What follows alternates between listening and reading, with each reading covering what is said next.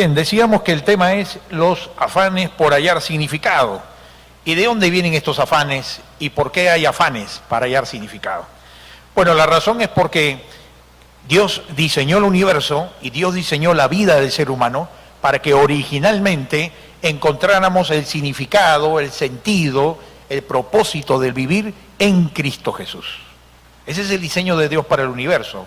Así como cuando este edificio o cualquiera, un arquitecto lo planea y planea en dónde va a descansar este edificio su peso para mantener su equilibrio, aún enfrentando un sismo, y hay vigas maestras, y hay columnas, y hay cimientos, pues así Dios ha diseñado la vida del hombre, la vida del ser humano también. Y la viga maestra, podríamos decirlo usando esta analogía, es Jesucristo.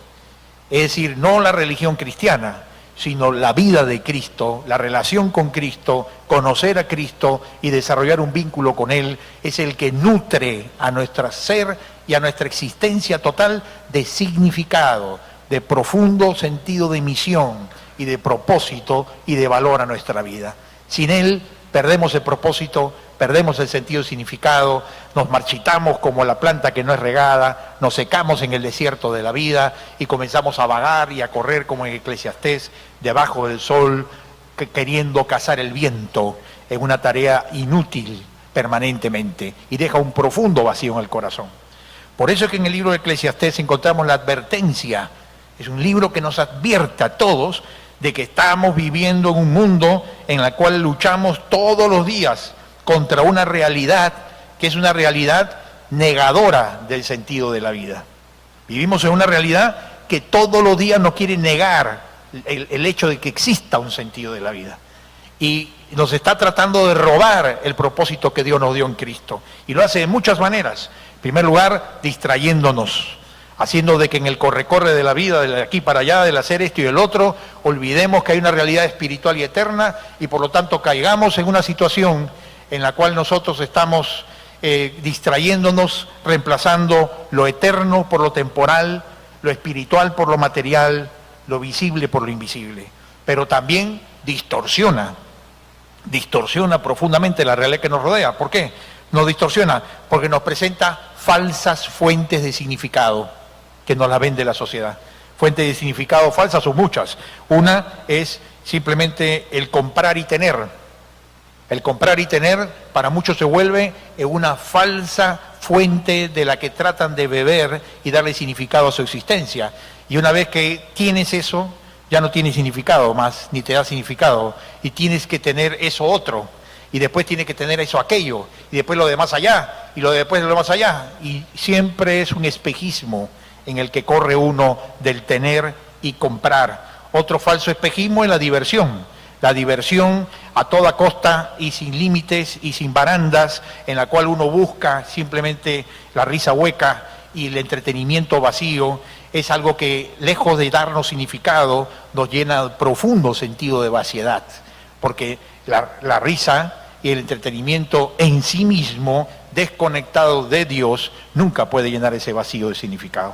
Pero hay gente que está inventando siempre formas nuevas, gastando más plata, haciendo viajes más lejos, a lugares cada vez más exóticos y haciendo aventuras cada vez más extremas, tratando de encontrar en la adrenalina de la vida, llenar ese significado que viene de una vía más del sentido de Dios que de simplemente aventuras presentes. Y así podríamos mencionar una cantidad. Las relaciones dañinas son otra falsa fuente de significado.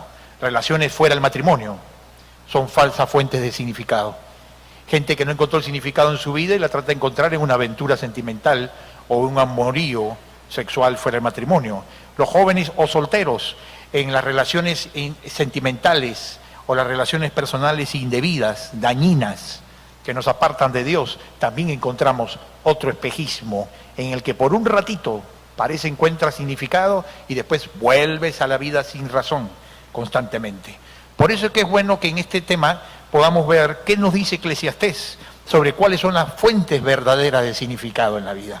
Dónde realmente Dios ha dispuesto, encontremos las avenidas, encontremos los cauces por medio de los cuales nosotros podemos encontrar este significado que Dios tiene para nuestra vida y que debemos nosotros estarlo constantemente renovando, fortaleciendo, nutriéndonos de la verdadera fuente de significado. porque al no hacerlo nos volvemos al desierto de la sinrazón, en la cual tú puedes ascender, tener más sueldo, tener más plata, más cosas, pero vives sin ese profundo sentido del ser del que Dios quiere que tengamos. La primera fuente de significado que el libro de Eclesiastés nos presenta es lo que llamaríamos vivir el riesgo de la fe. Vivir el riesgo de la fe. Es decir, que no solamente vivir la fe te puede hacer mantenerte en tu zona de seguridad. Una clase de fe puede hacer mantenernos estancados en la vida. Una clase de fe religiosa, formalista y más basada en nosotros que en el Señor, nos puede más bien llevar a un estancamiento en nuestra vida. Pero hablamos de una fe que nos lleva a tomar riesgos. Riesgos por obedecer el propósito de Dios en nuestra vida, justamente. Y es interesante cómo Eclesiastés habla de esto. Fíjate estos dos pasajes. Dice, echa tu pan sobre las aguas, porque después de muchos días lo hallarás. Reparte a 7 y aún a 8, porque no sabes el mal que vendrá sobre la tierra. Y luego dice, el que al viento observa no sembrará, y el que mira las nubes no segará. El primer pasaje dice, echa tu pan sobre las aguas y después de muchos días lo hallarás. Te está hablando del principio espiritual de nosotros sembrar en nuestra vida espiritual. No de sembrar como usan algunas teologías de la prosperidad, en la cual sembrar significa da 10 para que Dios te dé 500, y en la cual se convierte el Señor prácticamente en una financiera espiritual, ¿no? En la cual la tasa de intereses que paga Dios no la paga ninguna financiera en la tierra, y al final se convierte el Evangelio en un negocio. No hablamos de esa clase de sembrar, hablamos del sembrar espiritual y bíblico, que la Biblia señala, en la cual tú siembras, no solo dinero, siembras tiempo, siembras obediencia al Señor, y luego esperas y confías ver fruto de eso. Y es interesante porque aquí echa tu pan sobre las aguas, y después de muchos días lo hallarás. Muchos comentaristas lo han tratado de entender a qué se refiere, y hay muchas especulaciones, porque no hay una claridad en el texto, pero lo que está claro es que echas con fe el pan y recoges después de muchos días. ¿A qué se refiere con el pan? Y muchos creen que se refiere al hecho de la siembra que se hace en los terrenos inundables en la época de la crecida del río, en donde terrenos al lado del río son fertilizados por el agua, y entonces sembrando en esos terrenos inundables, solo en el tiempo de crecida del río, la tierra más fértil da mucho más fruto, pero que lo haces por fe, porque en el momento de echarlo, cuando está todavía el agua sobre la tierra, no puedes calcular como un terreno seco todo el proceso de siembra y de cosecha. Ese es el contexto histórico de donde viene este versículo. ¿Y por qué es importante esto? Porque yo creo que realmente tendemos en nuestra vida cristiana a acomodarnos. Tendemos en nuestra vida cristiana a buscar seguridades, a buscar el ya llegué, ya estoy bien, ya lo peor pasé, aquí estoy con lo mínimo, aquí me quedo. Ya alcancé mis metas, estamos bien, ¿para qué más? No más riesgo, no más esfuerzo, no más sacrificio, no más aventuras. Y entonces nos viene el quietismo, el acomodo, la pasividad, que es preámbulo siempre el estancamiento espiritual, de la pereza en la vida cristiana, y que contradice el concepto cristiano de que tenemos que seguir caminando hacia adelante, como viendo al invisible, y nunca detenernos. Somos una iglesia llamada a seguir caminando hasta que el Señor venga, tomando nuevos desafíos como iglesia y nuevos desafíos como creyentes individuales. Nuestra tendencia es a lo que los discípulos le dijeron a Jesús: hagámonos una enramada y quedémonos aquí. Ahí estamos todos retratados, ¿no? Nosotros decimos, ya tengo la bendición, ya qué más, Señor, ya más quiero. Y Dios sabe que si nos estancamos, el agua estancada, ¿qué ocurre con ella? Se pudre. El agua sin moverse, el agua sin fluir. Así que el agua vital y vivificante aún termina siendo descompuesta cuando no cumple su ciclo de fluir para mantenerse vida. Igual es la vida espiritual. Si no fluye tu vida espiritual, si no avanzas en tu vida espiritual, si no creces en tu vida espiritual, si no tienes nuevos retos de fe, nuevos retos en tu carácter, nuevos retos en tu familia, nuevos retos en la vida, en el servicio del Señor, te pudres como cristiano. Puedes ser creyente fiel con toda la doctrina correcta y haciendo nada moralmente incorrecto, pero por dentro el agua se ha podrido. hace tiempo. Y hay creyentes estancados en su vida espiritual y en el agua estancada beben. El siguiente pasaje es interesante, dice, reparte a 7, aún a 8, porque no sabes el mal que vendrá. Aquí está hablando acerca del dar, habla de repartir, de dar. Lo que Dios nos ha dado en tiempo, en tesoros y en talentos, solo se multiplica cuando lo compartimos. Cuando tú retienes para ti mismo solamente tu tiempo, tus tesoros y tus talentos, entonces también comienza un proceso de estancamiento. Reparte, dice allí, porque no sabes el mal que vendrá. Es decir, el repartir es una previsión espiritual de que Dios va a cuidar y bendecirnos y proveer a nosotros, porque estamos cumpliendo el principio del dar y no solamente el principio de recibir. A nosotros nos gusta recibir, pero no nos gusta dar. Y mucha gente le encanta que le den todo en la iglesia, pero no están dispuestos a dar ni 5 céntimos. Y cuando se pide para un curso 5 céntimos, dice, ¿y por qué cobran tanto? Porque nos gusta solo recibir, recibir, recibir. Somos quejosos, egoístas, muchas veces en las cosas materiales, pero para nuestras cosas, para nuestros hijos, para nuestra familia, para lo material nuestro, ahí sí no somos escasos, ¿no? Sino al contrario, quiero recibir lo más que puedo, siempre que sea gratis, ¿no? Quiero recibir lo más que puedo. Así que el principio del dar también rompe este estancamiento espiritual. Hay gente que tiene que aprender a dar en su vida cristiana y crecer en el dar. El tercer versículo, el que al viento observa no sembrará, y el que mira las nubes, ¿a qué se refiere? Se refiere a que caemos en la pasividad. Si tú vas a sembrar y comienzas a mirar el viento y el labrador dice, no, mucho viento, otro día siembro, y después mira las nubes y dice, no, parece que va a llover, tampoco ciego, nunca siembra ni ciega. Entonces hay personas que se dedican más a especular, hay personas que tienen una teología del temor, y en base a la teología del temor viven toda su vida. Entonces no, porque no voy a pasar esto, no porque de repente no puedo cumplirlo, no porque no sé qué va a pasar, no porque temo algo. Y si vives bajo el temor, la sombra del temor te roba la fe que te invita a tomar riesgos.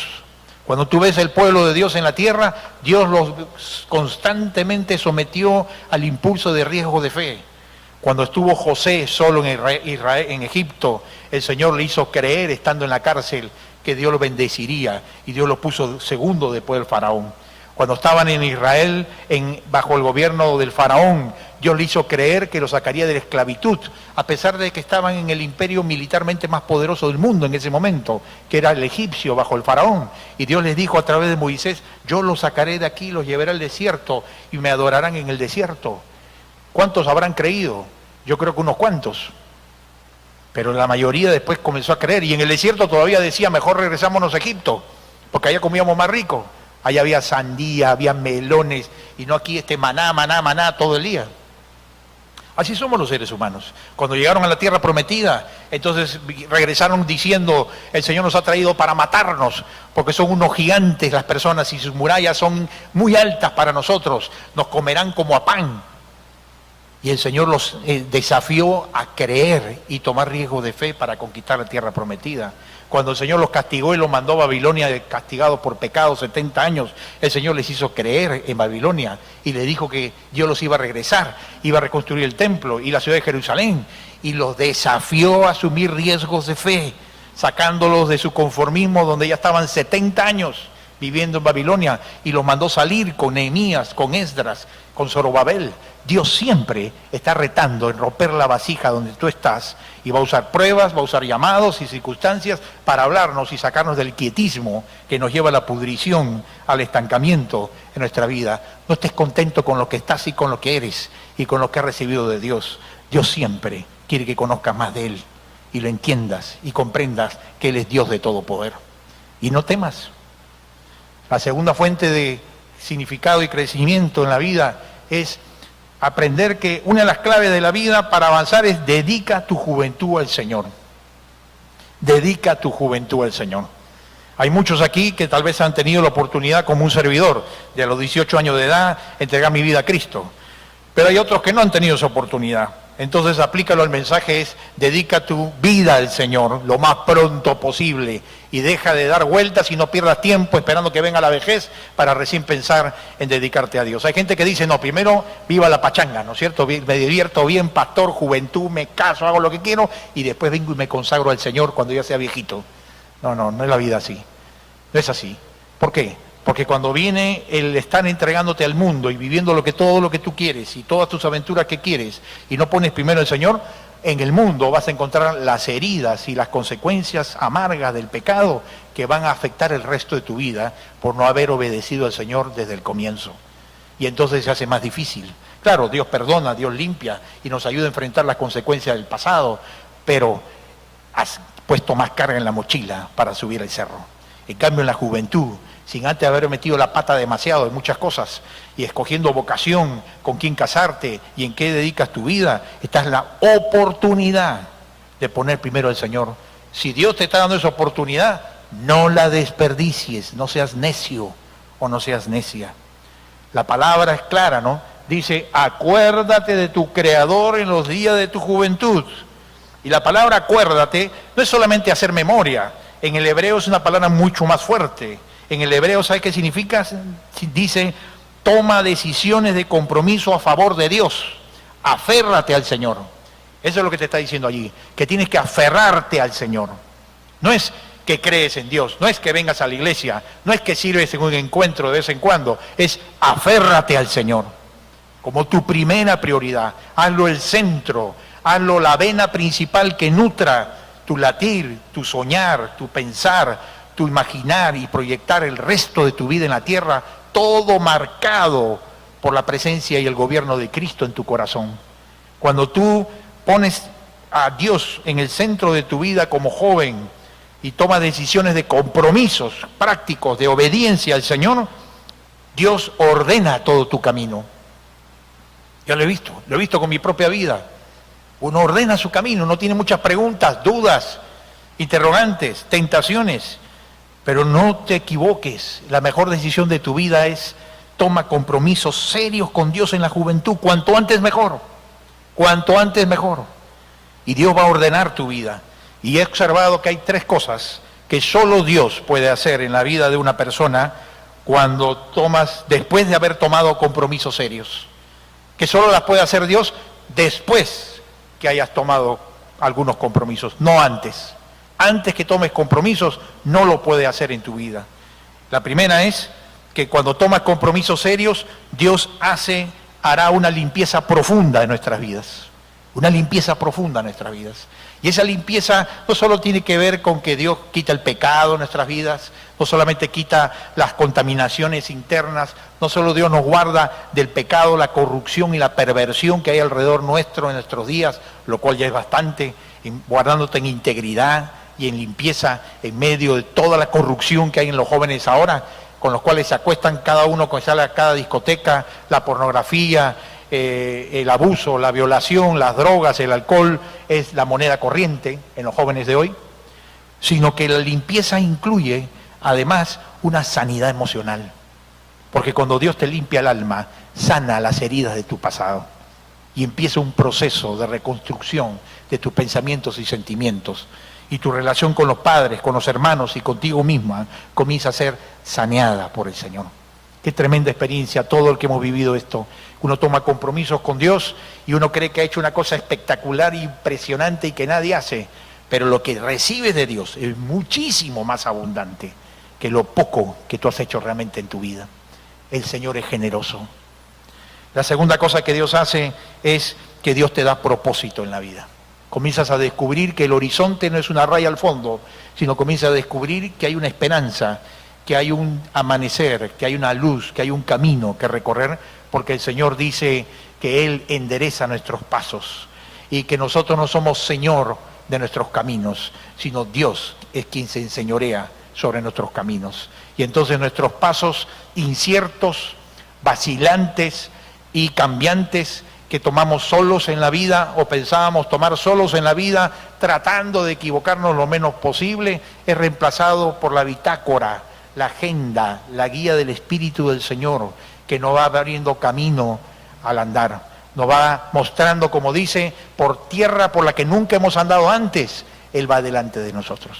Y una de las cosas tremendas de tener al Señor con compromisos pronto en la juventud, en la vida, es que Dios te libra de grandes equivocaciones y de decisiones erradas que después te lamentarías el resto de tu vida. Entonces toma decisiones pronto y deja que el Señor te muestre el propósito. Uno descubre en el propósito de Dios el servicio. Y la tercera cosa que Dios hace cuando uno toma compromisos con Él desde juventud es que Dios comienza a enseñarte a establecer relaciones significativas.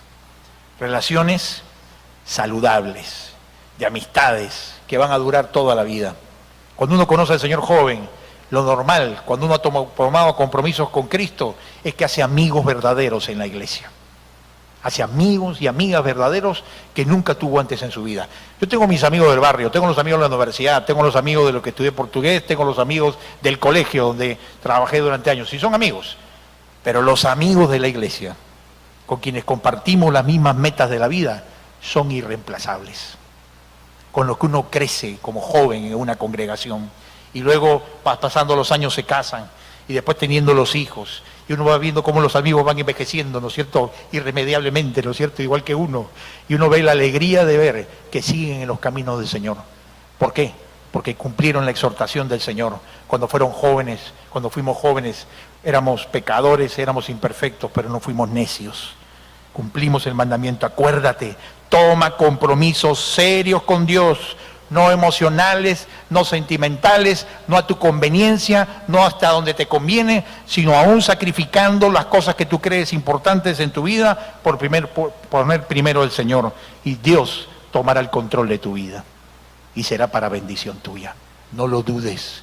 Él es el Padre de nuestra juventud. Tercera fuente de significado en la vida es desarrolla justamente relaciones significativas y duraderas. No es posible conocer el plan de Dios en nuestra vida, no es posible llegar a poder cumplir la misión que Dios nos ha dado a cumplir en la tierra, que es algo que siempre es una agenda nueva por descubrir cada capítulo que Dios nos quiere mostrar en cada etapa de nuestra vida. No es de pronto un comprimido que Dios te da y te dice ahí está todo el secreto de la misión de tu vida. No, es ir desarrollando un pergamino, a lo cual se parece más el ir descubriendo los propósitos en la vida. Y uno de los medios de descubrir el significado en la vida es a través de personas significativas. Dice ahí la palabra, mejores son dos que uno, porque tienen mejor paga de su trabajo. Porque si cayeren, el uno levantará a su compañero, pero hay del solo, que cuando cayere no habrá segundo que lo levante. Lo que te está diciendo está todo en la primera frase, mejor son dos que uno. En la vida siempre mejores son dos que uno. Esto significa que el aislamiento, la soledad, nunca es alimentada, promovida, ni avalada por el Señor. Siempre el aislamiento, vivir desconectados, vivir aislados y vivir en soledad es en detrimento de tu vida y en negación del sentido de la vida. Cuando te aíslas, en realidad estás haciéndote un monumento al sufrimiento de tu propio yo. Y el único que se arrodilla frente a ese monumento eres tú, prendiéndole velitas todos los días, llorándote tus penas.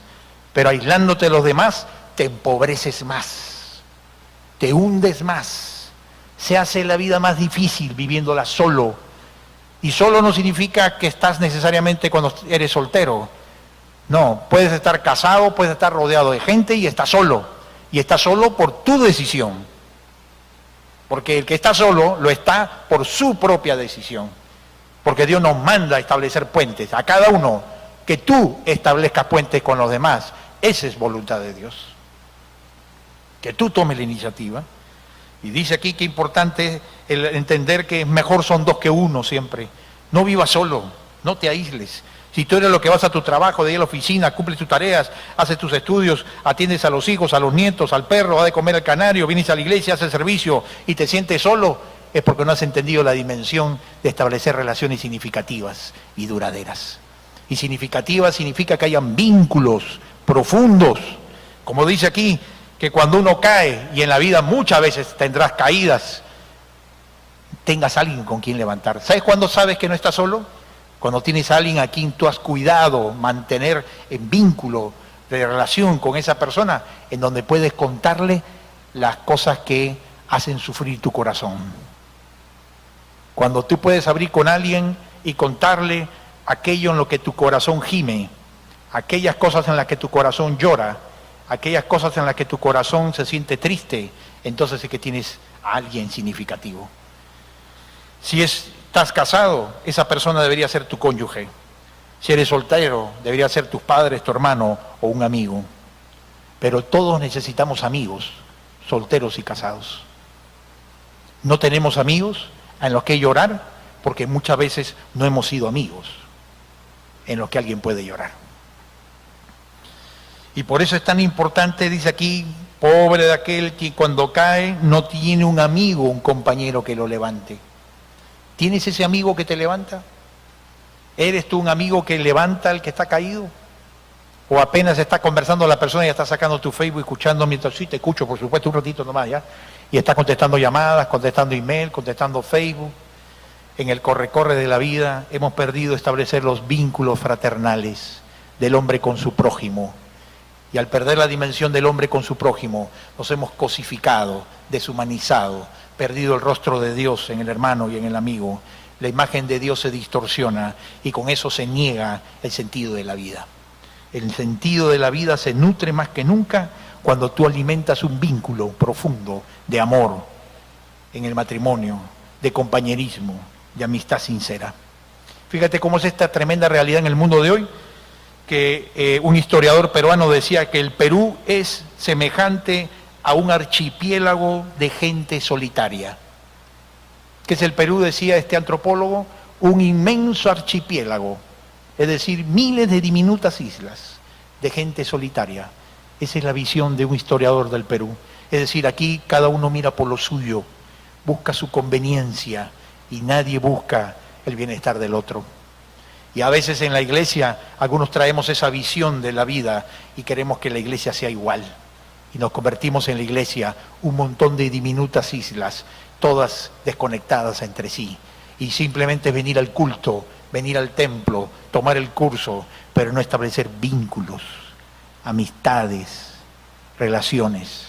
Y los vínculos a las amistades solo las tenemos en el mundo para divertirnos, para pasear, para viajar, pero no para crecer en la fe y en las cosas de Dios y para contar tus tristezas y alegrías. En Inglaterra es tan grave esto, y en Europa y en el mundo, que el Estado de Inglaterra acaba de constituir el primer viceministerio de la soledad.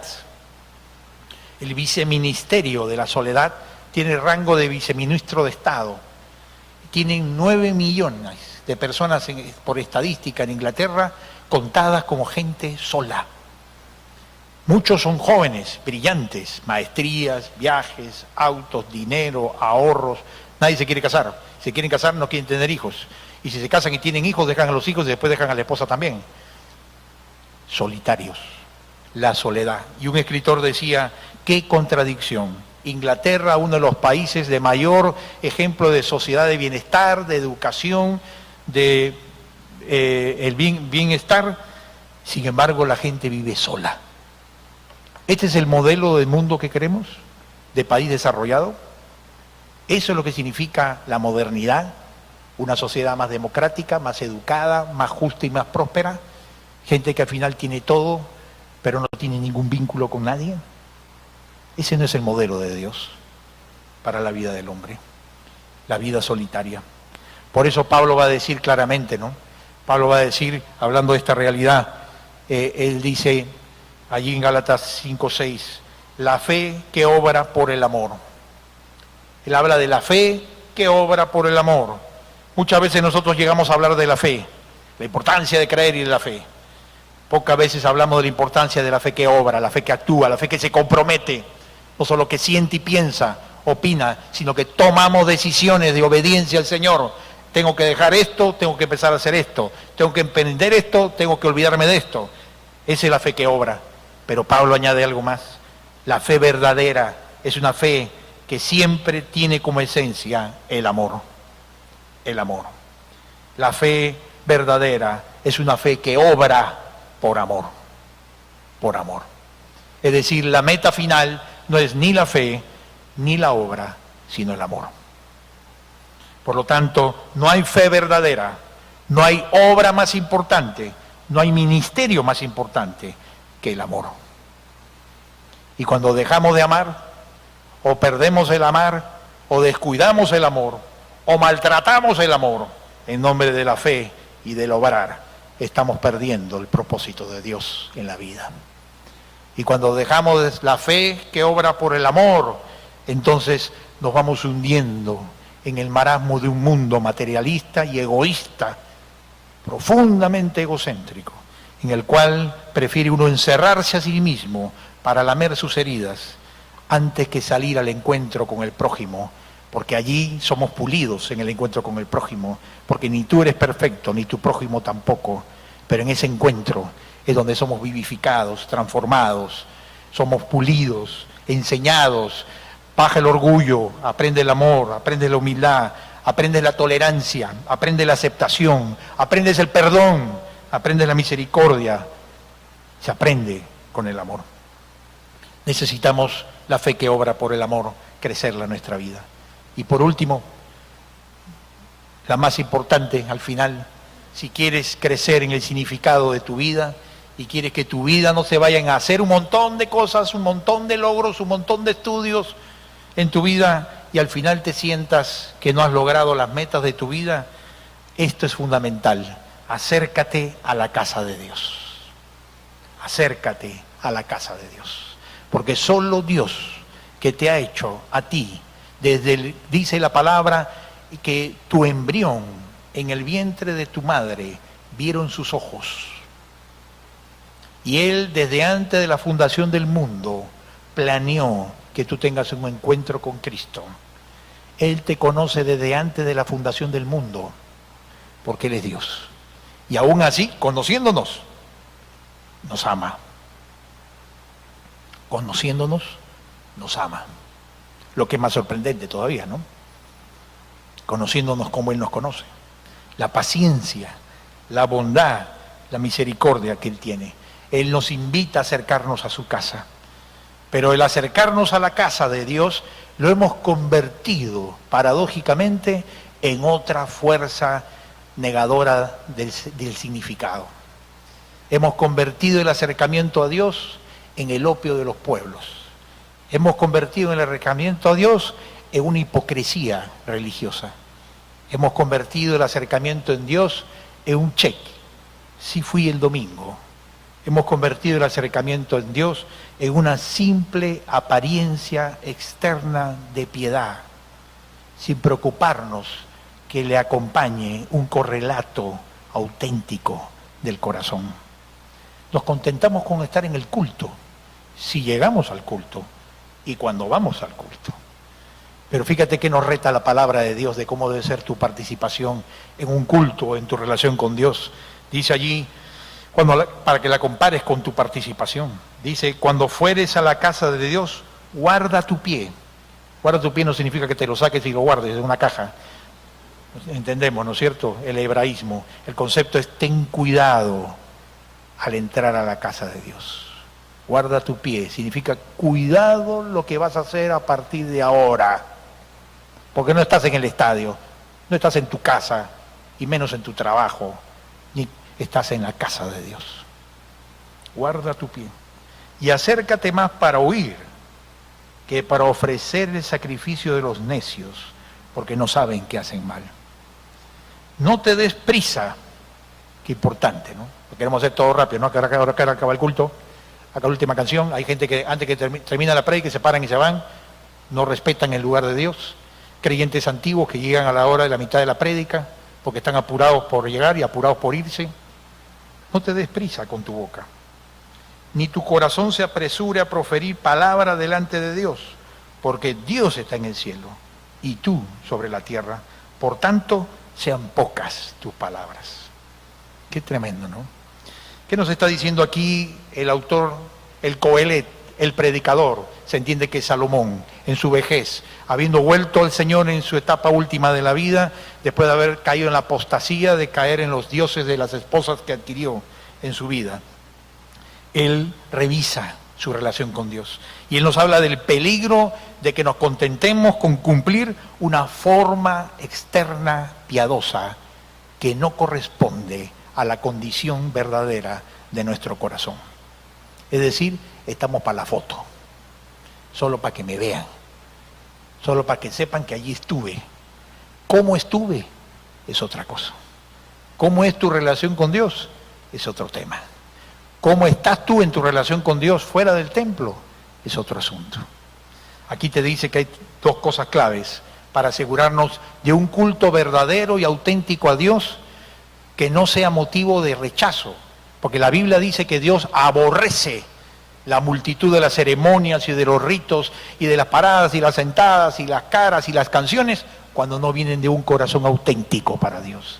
Más terminan siendo una ofensa para Dios que una honra para Dios. Así que por eso dice, guarda tu pie, no en la caja, guarda tu pie, con lo que cuando entras en la casa de Dios. Y hay dos cosas claves. Número uno, oír. Oír. ¿Por qué oír es tan importante? Dice, acércate más para oír, que para el sacrificio de los necios que venir a hablar. Más venimos a hablar con los amigos y a coordinar la próxima reunión social y a encontrar el chisme último antes que para escuchar a Dios. Dice, oír la palabra de Dios. Oírlo a Dios, aún más allá del momento de la palabra. Oír. ¿Por qué oír es tan importante? Porque cuando venimos sin disposición a oír, no tenemos receptividad a lo que Dios nos quiere decir. Y por lo tanto venimos a cumplir, pero a seguir haciendo lo que yo pienso y lo que yo quiero y lo que yo siento que está bien. Oír habla receptividad, es decir, ¿qué me quiere decir Dios que yo no veo?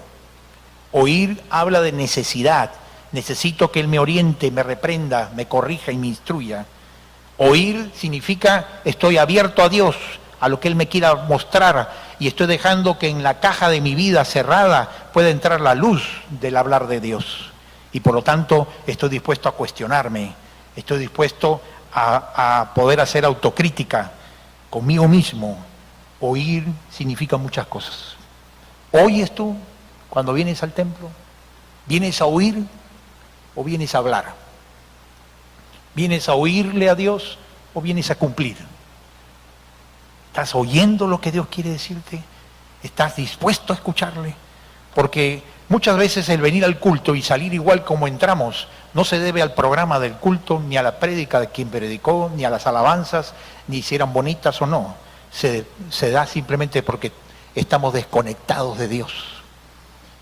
Porque no te has preocupado que en el culto solamente tengamos una participación congregacional, conjunta con Dios, pero que tengas tú una conexión personal, directa con Dios e íntima durante el culto, en la que Dios me está hablando a mí, por cada canción, por cada canto, por cada oración.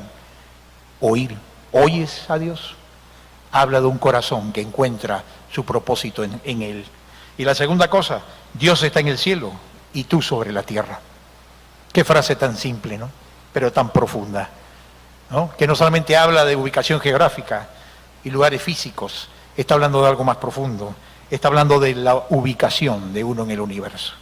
Dios está en el cielo y tú sobre la tierra. Por lo tanto, ¿cuál debe ser nuestra actitud? Cuando piensas en esta frase, ¿cuál debe ser nuestra actitud? Yo creo que lo primero que el Señor nos demanda es humildad. Humildad reverente ante Dios. Y yo no puedo tener una actitud de humildad reverente ante Dios, sino al entrar al culto no quito todo lo que impide y deshonra a Dios.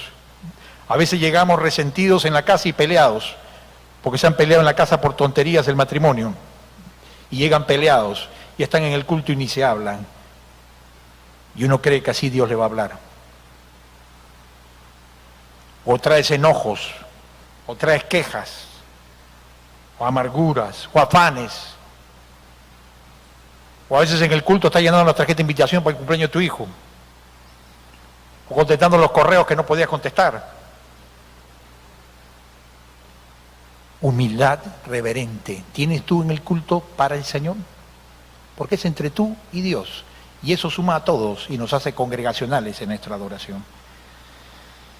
El Señor quiere que tengamos la oportunidad de conocer. Dios, ¿para qué nos creó? Dios no juega a las escondidas con nadie.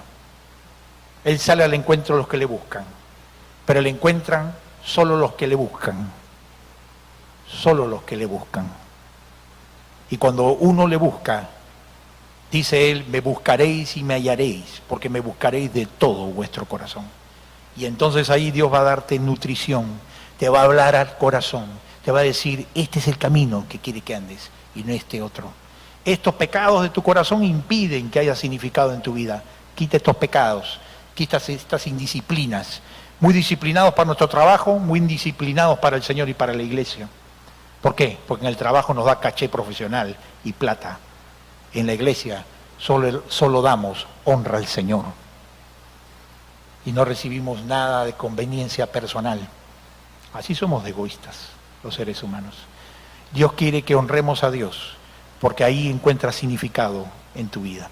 Así que te invito que al terminar oremos y podamos de pronto primero decir, Señor, perdónanos por beber de las fuentes falsas de significado. Aislamiento, diversión hueca, falta de adoración personal, pecados. Los pecados son los que más quitan significado en la vida. Y vamos a pedirle al Señor que nos ayude a tomar compromisos con las fuentes verdaderas. Oremos. Padre, gracias te damos, Señor, porque tú nos muestras el camino. Tú has dicho en tu palabra que nos quieres guiar a verdes pastos, a frescas aguas. Y tú, Jehová, quieres que no nos falte nada. Pero para eso debemos ser, Señor, corderos obedientes, hijos obedientes, que te busquemos a ti, para que tú salgas a nuestro encuentro. Perdónanos cuando hemos buscado significado en otras cosas, sino en ti, y no en las verdaderas fuentes. Perdónanos por orgullo, terquedad, desobediencia o seguir nuestros engaños del corazón.